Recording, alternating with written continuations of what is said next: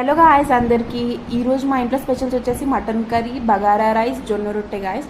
Mutton curry ఎలా చేసుకుందామో చూడండి. First అయితే ప్యాన్ పెట్టుకొని అందులో ఆయిల్, గ్రీన్ చిల్లీస్, ఆనియన్స్ వేసుకొని ఫ్రై చేసుకోండి గాయస్. దాని తర్వాత కొత్తిమీర, పుదీనాను బాగా కడిగి పెట్టుకోండి. సైడ్కి అయితే బగారా రైస్ ఉడికిపోతుంది. ఈలోపు ఇందులో అల్లం వెల్లుల్లి పేస్ట్ వేసి బాగా ఫ్రై చేయండి గాయస్, పచ్చివాసన పోయేంత వరకు. ఫ్రై చేసినాక కొంచెం పసుపు వేసి దానికి కూడా ఫ్రై చేయండి, పచ్చివాసన పోయేంత వరకు.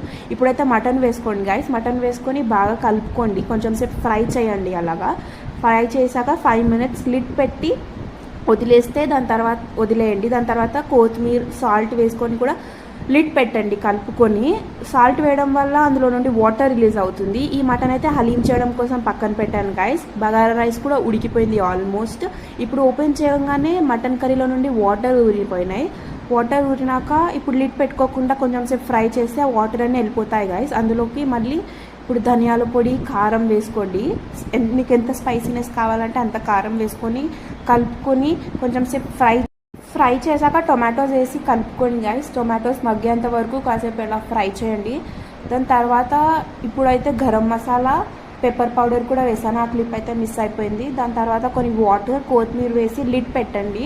కుక్కర్కి లిడ్ పెట్టేసి ఒక 5 to 6 విజిల్స్ వచ్చేంత వరకు వెయిట్ చేయండి గాయస్. 5 to 6 విజిల్స్ రాకపోతే ఇంకా కొంచెం ఎక్కువ కూడా పెట్టుకోవచ్చు, మటన్ని బట్టి ఉంటుంది అది. అండ్ స్పైసీ మటన్ కర్రీ అయితే రెడీ అయిపోయింది. ఇలాంటి మోర్ ఫుడ్ వీడియోస్ కోసం సబ్స్క్రైబ్ చేసుకోండి, కమెంట్ చేయండి, లైక్ చేయండి, షేర్ చేయండి. Bye guy.